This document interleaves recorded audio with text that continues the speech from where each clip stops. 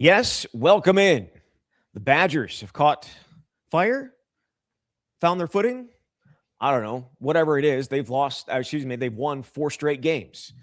They take care of Minnesota on the road, come home and beat Rutgers. Really good first half.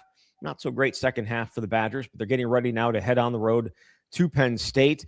This team, though, Jesse, it feels like maybe they found something, or perhaps their shots are just going in.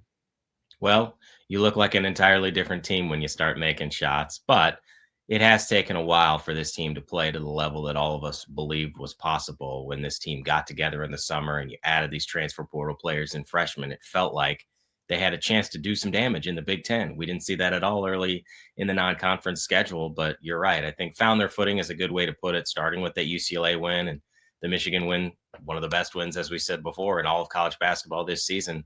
I know that the competition coming up feels extremely winnable.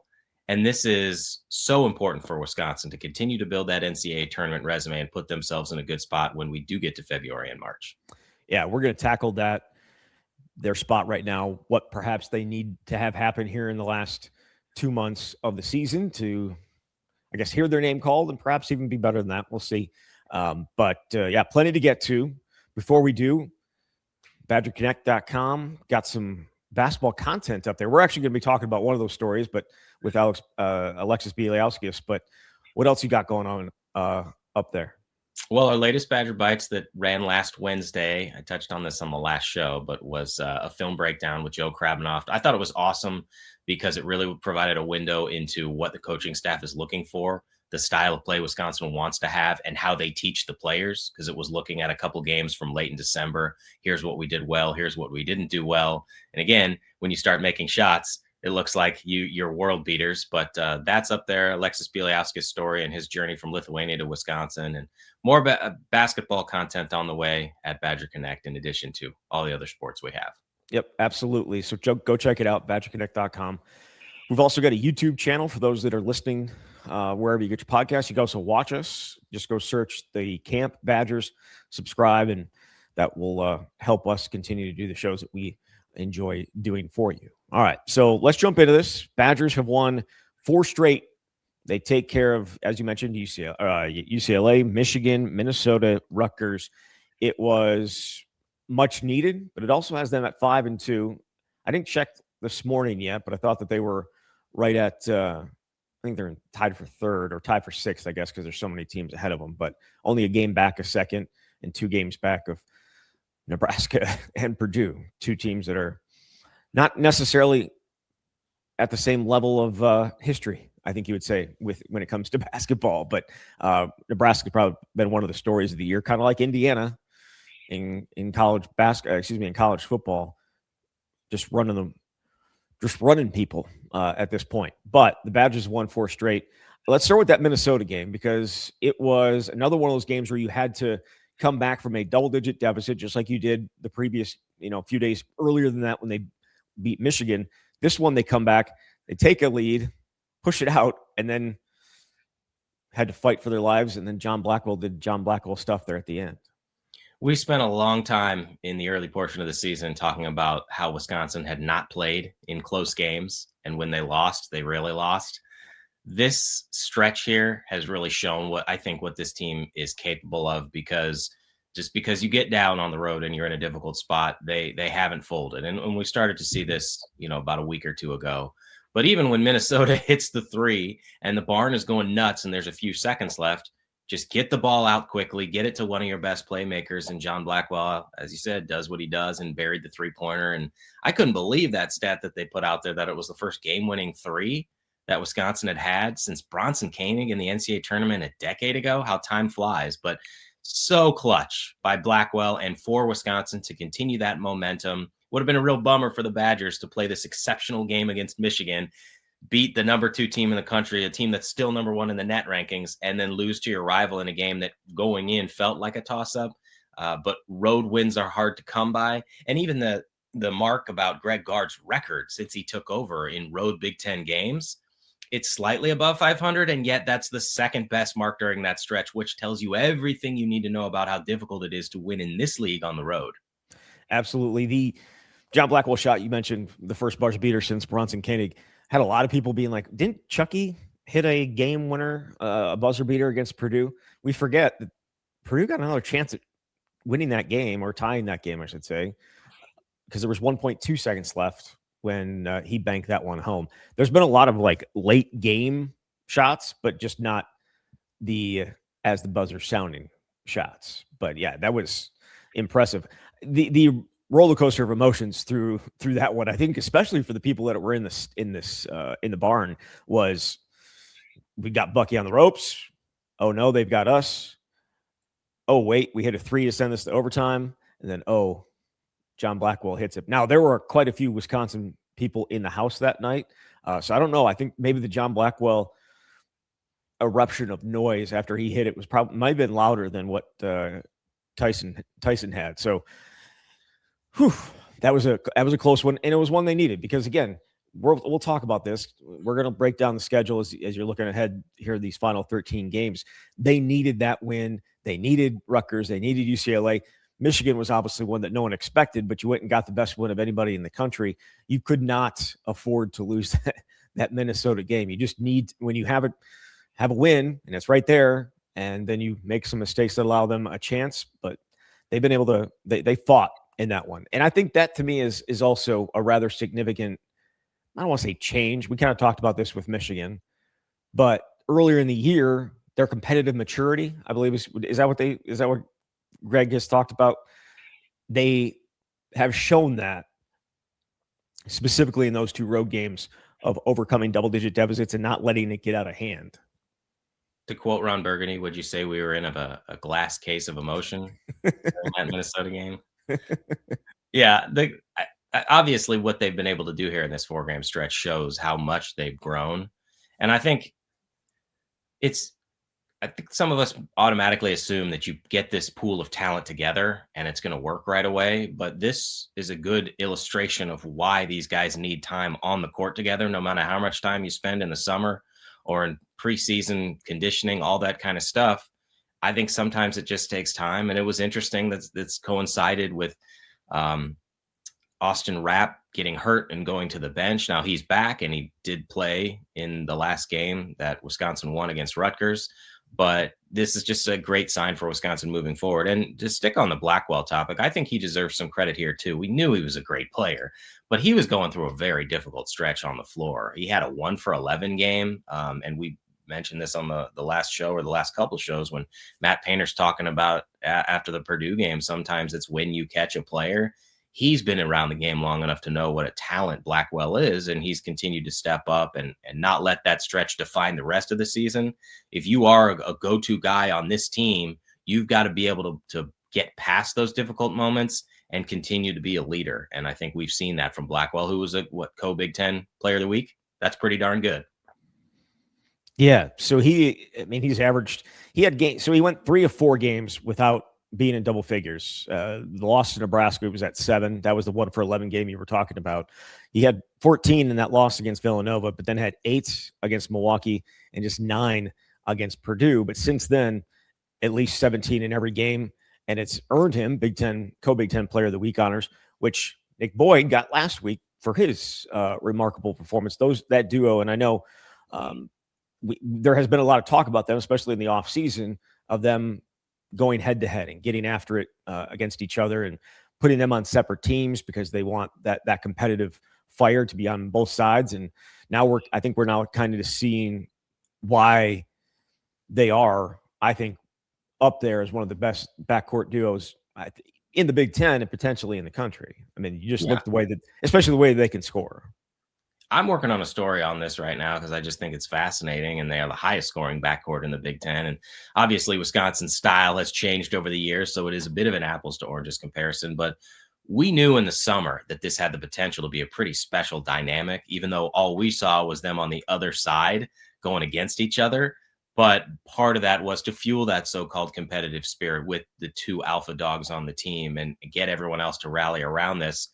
I talked to Joe Krabanoff about this. Like, they were looking at that and saying, well, what is this exactly going to look like when they're on the same side? And we talked before about how the entire team takes some time for it to gel.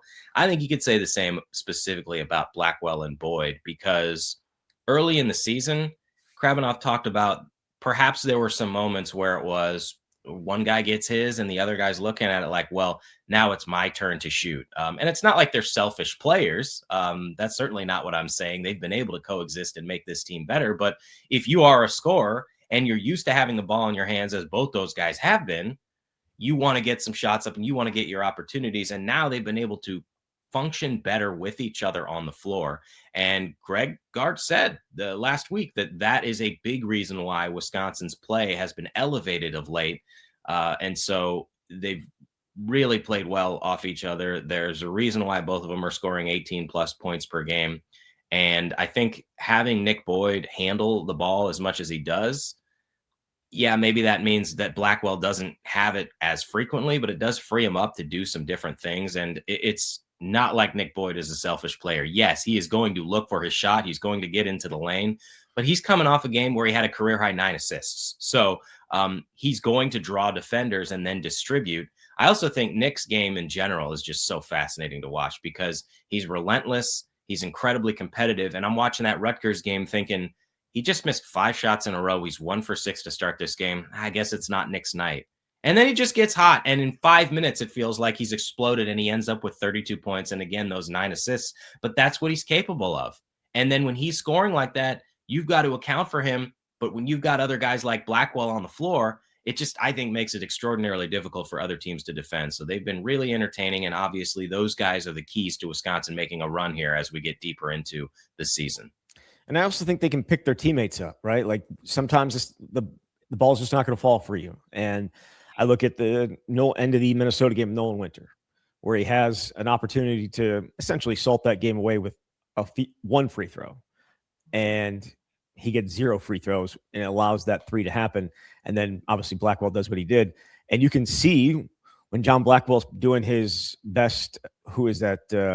The impression of running around the Michigan guy that did that in the Jordan Poole, I think it was, when he hit a game winner in the NCAA tournament. He ran away from his teammates, and Blackwell's like, "Oh yeah, I grew up a Michigan fan. That's what I want to do. That's what I wanted to do." But as they're doing that, Nolan Winter crouched down at midcourt. I think probably just thanking whoever he wants to thank for John Blackwell kind of picking him up. And you could see the emotion in his body, but you could also see it after after everything got done and they were all done celebrating. He's behind Blackwell in the handshake line and he just pulls him back and he said something to him. Couldn't see what he said, but John Blackwell just like kind of tapped him. And I in my mind, he's saying, "Don't worry about it. I got you." And that was, they can pick each other up. And the fight for each other is, and it's such a cliche, but it does kind of feel that way. And it started with the UCLA game, the way that they fought for each other at the end of it, when you had the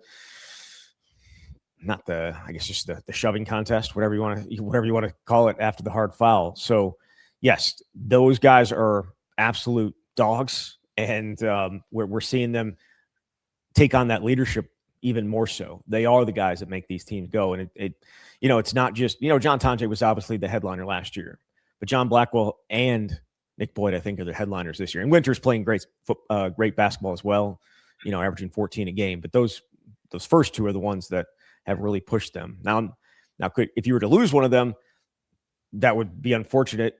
But I think you'd maybe have enough up front. If Winter went out, he might be more valuable, I guess, is what I'm saying. I think they have a lot of pieces that are very, very valuable, and those 3 are certainly at it, but without anybody behind him, Nolan Winter would be certainly up there.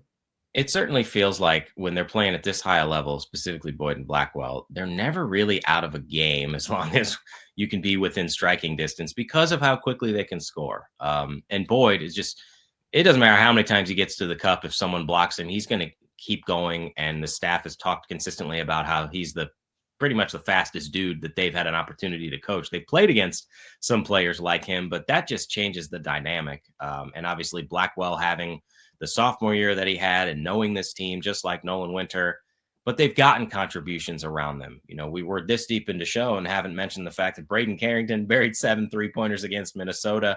I just really like what he's been able to provide off the bench. You're not expecting 7 threes every game, but he's someone who can come in and give you some instant offense and has shown why he's deserving of more minutes.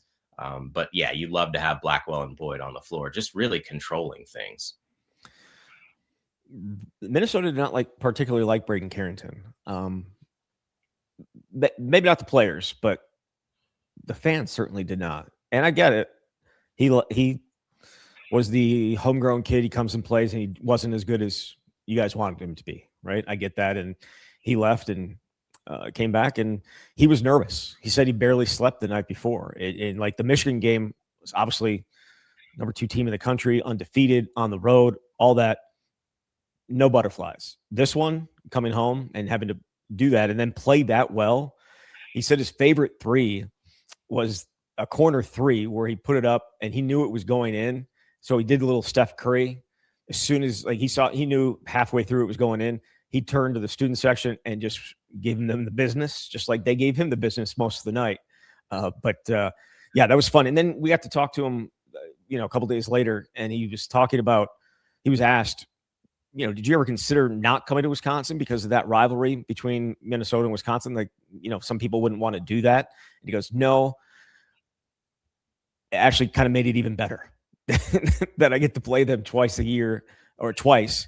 And to do what he did, it was pretty remarkable. You would imagine, and I posted it knowing exactly the people who would react to it. I posted the clip of it. I knew exactly who was going to react to it. It's the reason I posted it.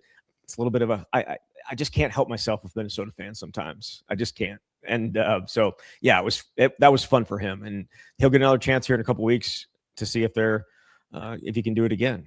And doesn't need to hit 7 threes. That's tied for the 3rd most in school history in a single game. But damn, he was impressive. And you think about where he was a few weeks ago, where he was not even on the floor, right? And he was getting in when it was Jack Robinson time and Isaac Gard time in one of those games. So he's come away. Very much so. I think at this point, as long as you're consistent in practice, it's hard to deny giving him those minutes, because when you're looking at potential bench opportunities and points, he's the one that gives you, I think, the best opportunity. Certainly they've gotten big minutes from Jack Janicki and he's had his moments, but I think scoring wise, Braden Carrington has been a little bit more consistent. But you're obviously going to need all those guys down the stretch because they're playing games what feels like every 3 days, and that has a lot of minutes over time. And that's why those bench guys matter. Absolutely. A guy who's not coming off the bench, who's been in the starting lineup, and you had an opportunity to do a story on him, and it came after, obviously, the Michigan game where he just blew up. He had 17 points. That's Alexis Billioskis. The last 2 games, not as impactful, I guess you would say. Minnesota was a struggle because of foul trouble, and I think he played 20 minutes against Rutgers. It's going to happen because there's going to be matchups where it works and matchups where it doesn't. When they're playing, when they go small, he's probably not going to get as much time. But his journey to this point is pretty remarkable. Yeah, that's exactly what I was going to say. It's an amazing journey because his story is pretty unique, especially at a place like Wisconsin. Obviously, when the season ended last March, Wisconsin very quickly needed to turn its attention to the future. What is this roster going to look like? How can we bring in some bodies, backcourt, front court? And it was April, and they're looking at a hole in the front court. And there's Alexis Billioskis playing in the 2nd division in Lithuania.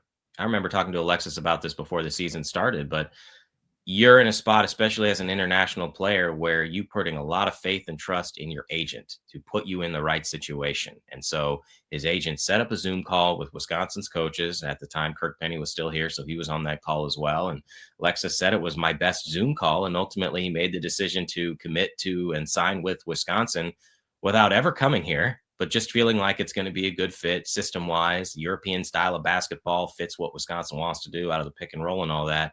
He doesn't have a chance to come here in the summer when this team is participating in that 8-week workout session because both him and Hayden Jones are representing their country in international competition. He was in the under 20 Eurobasket in tournament in Greece. So I was actually here, or I was on campus the day that he arrived because I think I might have mentioned this. I was doing a story on Wisconsin's volleyball team. I was sitting on the bench for the Texas match. This was like the last weekend in August. And Alexis shows up with his brother and his 2 parents. It's literally his first day on campus at Wisconsin, and he's moving in. And Greg talked about how difficult it was after his family returned to Lithuania. He said, I'm not so sure if Alexis was given the option to go back with his parents if he wouldn't have taken it. It was extremely emotional. Never obviously been here, but understood how big of an opportunity this is to play college basketball in the Big Ten, really at the highest level, and showcase your talents. And nobody, I think, at the start anticipated that he would move into the starting lineup and have the kind of role that he did. But he's got a tremendous maturity about him, doesn't seem to get rattled in big moments, and they needed help in the front court. And so when Rapp moved to the bench, Billioskis was able to fill a pretty big role. But you want to talk about taking some time to adjust. I don't think there's anybody who's had to adjust more than he has, because it's not like it's complete culture shock here. There's no like Lithuanian restaurant you go to. He doesn't eat the food that he had from home. He said he went to Red sushi place downtown. First time he'd ever tried sushi. And so he didn't know anybody here either. That's the other thing that is, I think, worth noting. The only person who I think really even understands the culture is Brad Davison, because he spent a year playing professionally in the top division in Lithuania. So I think they've bonded a little bit over that. And Brad said that his, I think, wife's aunt is from Lithuania, and that they were going to try and have a home cooked meal for him at some point here. But Alexis has been able to adjust, and both Greg and Brad said one thing they wanted him to be able to do was sort of show more emotion on the court, because Greg said culturally, like, you do not smile when you're on the court in Lithuania. You're very stoic, very serious. Brad said the day that Alexis beats his chest and is very demonstrative about something will be the best day of Brad's life. But I think that we kind of seen Alexis mature in that regard, and they've been able to pull some of that out of him. I put this as the kind of lead anecdote to my story, but there was a loss in December. I believe it was after the Nebraska game, and Greg is trying to lighten the mood before a film session, and he asks any of his players if they have a joke. Alexis is the one who raises his hand, and the joke was, what do you call a man with no body and no nose? Nobody knows. And everyone was just rolling because it was Alexis, of all people. So I think that was kind of a small moment of him showing a willingness to come out of his shell off the court. And I think he's been very good for them as a true freshman on the court. No game better, of course, than the Michigan game, where he buried 5 threes and scored the career high 17 points to help propel Wisconsin. But you think about the fact he's a true freshman. Where can this guy go at Wisconsin if things work out and he continues to be here? There's a lot to like about it. Absolutely. Didn't Greg tell a story about the first time he met him? Because they didn't obviously have any like in-person contact until he got here, but just some guy walking down the street on Dayton Street, and Greg went by him and he stopped and he was like, that, pulled over, ran up to him, introduced himself. Like, that is, I think that is like, if anything is college basketball these days or college athletics, it's that. Like, you don't meet a guy until he's walking down the street or on your campus and meet him for the first time. That's college basketball, but it also is the thing that Wisconsin's been able to do really well in recruiting from overseas, and so that certainly I think will continue. You would think they bring in these international guys. I know they obviously have one in the class for 2026 with Ball, but I think that's going to continue for them, especially if we continue to see the maturation and the growing as quickly as he has from Alexis Billioskis. Yeah, I wrote a story about that right before the season started. It was detailing Wisconsin's international recruiting efforts. And just like every other team in the country, you're trying to turn over every rock. How can our roster be the best? And so you're going to get high school recruits that fit your system, that you build relationships with over time. You're going to get transfer portal guys that you know for 3 days, it feels like. And then you're going to build with international players. I do know that Wisconsin really likes these kinds of players because they have totally different experiences from what a Zach Kinziger or Will Garlock has when you consider the competition they're playing. Alexis spent a year playing professional basketball, and that was another transition he had to make here. I said, like, what is the biggest change other than the cultural changes? He hadn't gone to school for like a year and a half. He finished high school in Lithuania, and then he's a pro basketball player, and all of a sudden he's back in a classroom setting. But the oldest guy on his team in Lithuania was 35 years old. You're playing against grown men and you're getting experiences that you just don't get on the AAU circuit. That's not to diminish the AAU circuit because it's the best players in the country. But Wisconsin has clearly found something here in pursuing international players. And a lot of that does take developing relationships with the agents because they're the one that are the conduits to the players. But I also think it can be hit or miss because, I mean, Ricardo Greppi was an international player they brought in, and he's been a reserve here. Now, his situation was different because they had a different player, and that fell through. But Billioskis is exactly the kind of guy that I think you can point to for future big men. And if these guys, this is something that Mark Vanderwedding, the general manager, said, if these guys have a good experience at Wisconsin, then you can continue to build that relationship with that agent and say, here is exhibit A of why it works at Wisconsin. Now let's make it work with the next guy. For sure. The Rutgers game. Yeah. Great first half. About as well as you can possibly go if you're Wisconsin in the first half. Second half, not as great. Lead got down into single digits. Look, Rutgers played out of their mind in terms of, some of the shot making, but Wisconsin, it felt like maybe let its foot off the gas there or just started, I would say maybe not running the offense, just taking some shots that maybe they shouldn't have, especially when you're up that much. But they got it done, and I still think that you can. That happens. You're gonna fall. You're gonna lose a little bit of that intensity when you're up by that much. But it almost, kind of might caught up to him there a little bit. I'm not going to get too bent out of shape about what happened in that second half, and I understand Same. Rutgers scored 58 points. And I know that was like a big takeaway if you're talking about how much promise Wisconsin has shown in the last few games with this 4-game winning streak and the 13-5 overall, 5-2 in the Big Ten. And it's like they gave up 58 points to Rutgers and they almost blew it. Well, they had a 26-point lead. Rutgers got it down to 7, but it was never less than a 3-possession game. And that's not to excuse Rutgers cutting the deficit by 19 points, but Wisconsin found a way. It was never a point where it's a 1-possession game and everyone's holding their breath. They were able to push it back out to double digits. And I know Rutgers isn't a great team, but I do think that can happen. You've got this massive lead and you get a little bit complacent, and maybe it's a learning lesson. Certainly when they put on the teach tape, I imagine that's probably something that they were discussing. You can't allow this to happen. And when you do play better competition and you don't have a 26-point lead and maybe it's a 16-point lead, that can all of a sudden turn things around and you're going to be in trouble. But they still won the game relatively handily. And I know that the last bucket, the 3-point buzzer beater, makes it a single-digit game, but it was a comfortable enough win for Wisconsin. And now they've won 4 in a row. And they put themselves in a good enough spot to not have to sweat it out at the end.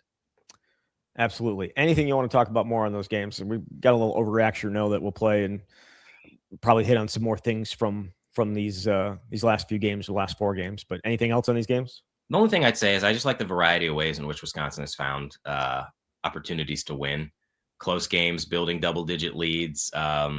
You'd like to perhaps play more consistently on the defensive end, but they're able to score with the best of them. And again, that's just going to give them an opportunity in a lot of games. All right, let's play a little overreaction or no. And we'll start with this one. Wisconsin's success the last 4 games, Wisconsin's success is just a matter of making their 3-pointers. It does go a long way, but I think there's more to it than that. I also think they've been able to get stops at times in critical junctures. Like we talked about that Michigan game, that's a 91-88 game. I know both teams scored 50+ points, but you were able to get some stops. Yes, when you're going to shoot 30+ 3-pointers a game and set a program record, you better make enough to make it worth your while to play that style. But I don't want to say that that's the sole reason that they're winning games, because they're able to do some different things. But obviously it makes all the difference. If you have a 5 for 30 game, you're probably going to be in trouble. Yeah, so they were shooting 32.6% from 3 after the Purdue game. It's up to 34.4, and that obviously is helped by 4 straight games of double digits of 3-pointers made, but also pretty efficient in how they're shooting them as well, with it all over 40%. They had 3 games of better than 40%, for the entire season. And they've been over 40 in the last 3. So they've doubled their number here in these last 3 games. UCLA, they went 10 for 30. So obviously that isn't exactly what they want, but maybe what is that? That's 1 point per possession, which is, I guess, the goal. At least it has been, even though I think Greg would probably want to push that even further up. But you just look at the guys over this stretch where they have gotten better from 3, and if they continue they're not going to shoot over 40% for the rest of the season. But Nick Boyd from 29.4% up to 31.3. Nolan Winters taking a big jump, 28.9% to 34.6. John Blackwell, 37.6 to 38.5. Only 2 guys in the entire rotation are shooting worse over these last 4 games than they were before, and that'd be Austin Rapp, who's barely played, and Andrew Rohde, who hit a significant one against Michigan. So, I mean, Braden Carrington's up over 40% now. Billioskis obviously helped what he did at Michigan, but he's shooting 35%. Even Jack Janicki's got his percentage up to 27.5 here over these last 4 games. So it's not as simple as that. There's other things in play, but because of the type of way Wisconsin plays, you have to shoot it in that 37, 38% range if you're going to take this and run with it. Yes. Ultimately, their shot-making ability is what's going to be the difference between if they get to the tournament, a first-round disappointment, and making a run and potentially getting to the second weekend for the first time at Wisconsin in quite a while. They're capable of it. A lot of teams are, and that's the frustrating part when they don't go in. But if you can continue on that path, you're going to be extremely difficult to beat.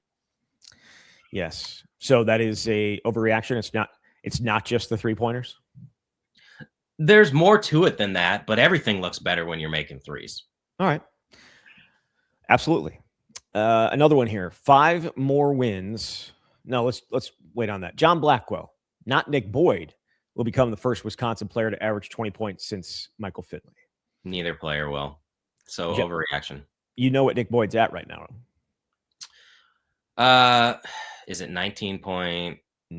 9? Yeah. I don't think either player will. Obviously, Nick's coming off a 32-point game. I suppose they sort of cannibalize each other a bit, but obviously they're scoring at a higher clip than we've seen in a long time. He's going to get super close, but I don't know if I don't know. It's a toss-up. I'm saying John Blackwell will get there instead of Nick Boyd, but you're saying neither will. I don't think either one will. But I'm not super confident in that. If one of them's going to get there, I would pick Boyd just because of, I think the Rutgers game is a perfect example. How quickly it can happen. And then the free throw situation too. Like he's so relentless at getting to the rim, and obviously Blackwell is too, but 14 for 15, right? Isn't that what he shot? Boyd did from the line? Against Rutgers? Yeah. He was, for 14. Let me look at this. Yeah, 14 of 15. Yeah. That is a real difference maker there, but I don't know. I guess, I'm conflicted about whether he's actually going to eclipse 20. We've seen several guys get into that 19 range, and then you get down the stretch and it's a little more challenging against quality competition. But I wouldn't put it past him.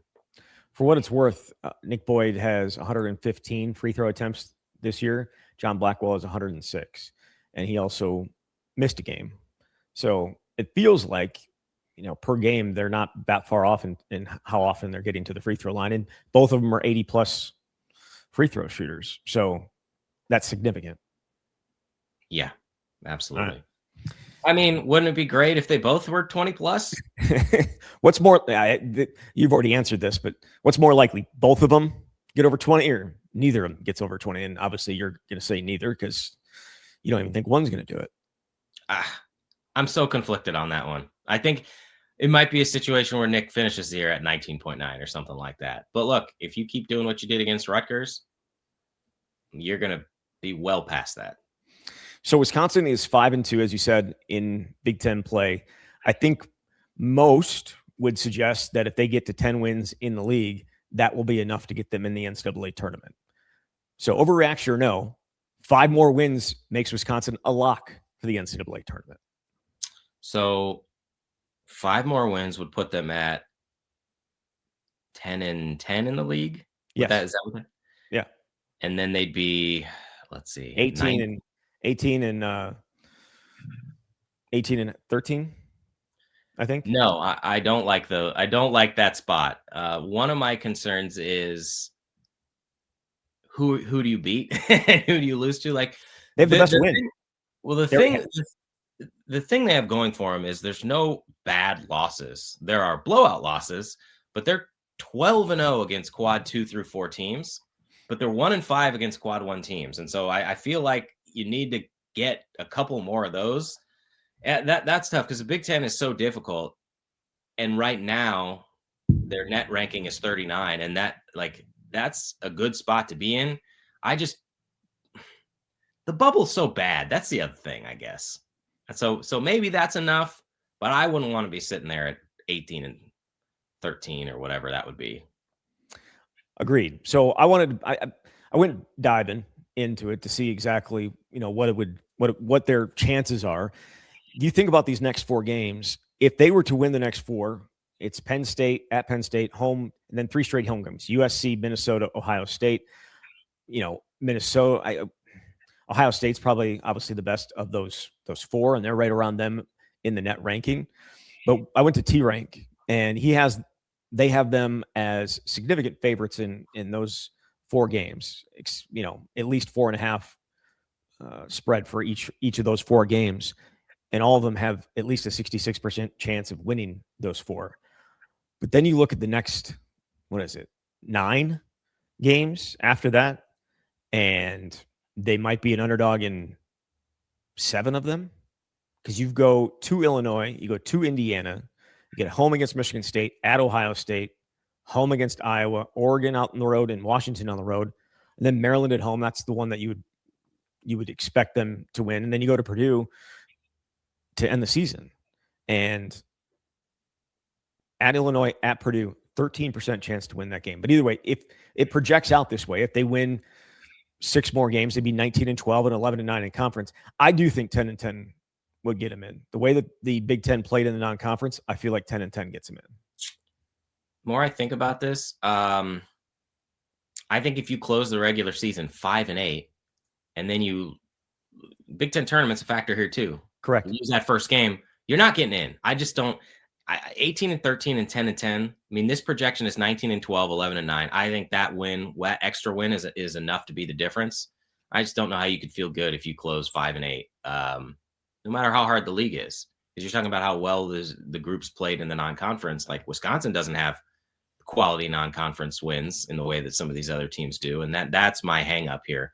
The good news is they're playing very well right now, and I think they ought to be able to put themselves in a situation where they're not having to sweat it out. But I don't think you want to close 5-8, certainly. Of the games, and we're looking at it, if you're not, if you're listening to this instead of watching it, we up on the YouTube where I have a little graphic from T-Rank, and if you can see it, which of those games. So I think the next 4 are huge. I think I win all 4 of them, and you have to start feeling pretty good going into the month of February, because then you'd be having won 8 straight, and you have that 1 win against Michigan. The other ones are games that you should win, and then we'll see. But after that, which of those games is the one that you're like, there's not a chance you're going to win? Or what's their best chance for an upset? Well, after what they did to Michigan, I'm not going to say that there's not a chance. The Purdue game on the road to close the regular season, they've had success when Johnny Davis was here. They've gone into Mackey, but man, that's a tough place to play. I know Iowa State had some success against Purdue. That's probably the most difficult one, but I think Illinois is up there too. Yeah. There's some difficult challenges, no question about it. But if they were able to somehow win 4 in a row, the next 4, and you have 8 wins in a row, then you're in a spot where even if you went 2-7 the rest of the way, you wouldn't feel great, but you'd be in a spot where you're 19-12. So absolutely, this is a critical stretch. You got to get all the wins when you can and continue to build that resume. I mean, you talk about Wisconsin not having any signature victories, not outside of the conference, and I would agree with that. But they're in the conference of teams that did. And if they go and beat those teams that, had some good wins in the non-conference, doesn't that suggest that, I think those count for something. Yeah, I thought Wisconsin doesn't have that signature non-conference win doesn't mean, getting signature wins within the conference doesn't mean anything. 100%. I thought you were just making a general comment about the Big Ten's overall success in non-conference, which I don't think applies to Wisconsin. But of course, those wins elevate the teams that Wisconsin will then play and can contribute to potential quad one wins, which I do think is really important when you're trying to make your case. But they've put themselves in a good spot. You just have to continue on this path. T-Rank has returning chance at 79.7%. Net ranking sitting at 39. The bracket matrix, which is all those things together, or all the all the bracketology people together and come out with the average of it. And they're sitting at a 9 seed right now. I would expect a lot of those haven't updated since after the Rutgers game. Not that would move them up, but I think the high was a 7 and the low was a 10. So they are in at this point, you would think. But you're right. They do have some more opportunities, because I know we're just talking about them getting to the tournament. I think obviously they're thinking even bigger than that at this point. But that stretch in February is just absolutely brutal. I mean, the teams that you play in that stretch, and quite a few of them on the road, if they were, to get to 20, 21 wins, that seed probably should be better as well. I mean, it will obviously be better as well. Yeah, of course. If you get to 20 wins, you're 12-8 in the Big Ten, a very good conference. Then you don't have to sweat out whatever happens in the Big Ten tournament. And sometimes we've seen that the tournament is absolutely meaningless. But if you're a bubble team, that's when it matters, because you need to stack as many wins as possible. But of course, like if you get to 20-11 and win even a game in the Big Ten tournament, I mean, you could might be a 5 seed or something like that. So you got to continue to build. And I think this team is certainly capable of, once getting into the NCAA tournament, being a problem for teams, as long as they make shots, which is what you can say about everyone. That's the way it is. Mm-hmm. Who's hot at the right time? And Wisconsin. Hey, yeah, what do they always say on the NBA pregame show on ESPN? It's a make or miss league. Make or miss league. I love it. And you got to, shoot to get hot. No, what is it? Well, I always said shoot till you're hot, shoot till you're not. Okay. But you know what I'm saying? Like, you just keep shooting till you're hot. If you're not hot, just keep shooting. Eventually you'll get hot. That's a mentality, I think, for people. Certainly, even if they've missed the last 100 or 99 3-pointers, they think they're going to hit the last one. That's the ultimate confidence. Did you ever have that confidence? Hell no. I'm trying to find it in our Sunday night rec league right now. Ooh, do you have any stories to tell? Were you able to? This is why everybody came here, I'm sure. They love the personal aspects of the show, Jesse. So we started this session of the Sunday night rec league this last Sunday. There's only 6 guys per team. This is how serious these dudes take it. They hold an actual draft. They get together at a bar. Everyone in the league is assigned a draft ranking. And then you're drafted onto a team. I am so out of shape. It's Tuesday as we're recording this. I'm still wheezing and coughing. I might need an exercise-induced asthma inhaler here. It's been a long time since I had to play a full game. And they're like 4 12-minute quarters. It's insane. But that's a chance to get a lot of shots up. And you did, didn't you? I got some shots up, yeah. I finished with like 15 points. We got a squad. We won 92-88. Hit a fourth quarter 3 to give us a 1-point lead, and then 2 free throws in the last second to salt the game away. So boom. I played my part. That's all I want to do, is not embarrass myself at this stage of the game. Yeah. What was your draft position? I'm a 4th rounder, which is really? Not great, but how many teams again? 8 teams. 8 teams. So you're just inside the top 40. Yeah. I'm just messing with you. It is what it is, man. I could have games like a 2nd rounder, and I could have games like a 5th rounder. So As I long guess as you're in I the top can walk 32. away, that's all Top that matters. 32. Yeah, you're in the top 32. Yeah, I'll take it. You're a first round pick if It's it was fun. if it was the NBA. Fun to get back on the floor. Yeah, for sure. All right, Badgers getting ready to take on Penn State on the road. Penn State, one of the two teams in the conference without a conference win at this point, but it's always tough. My understanding is they're not actually playing the game at Bryce Jordan. I think they're playing at their smaller venue, so that might be a little bit of a change. I don't know what's going on at Bryce Jordan, but I thought I read that. So we'll see. I don't know I think Wisconsin may have played there before.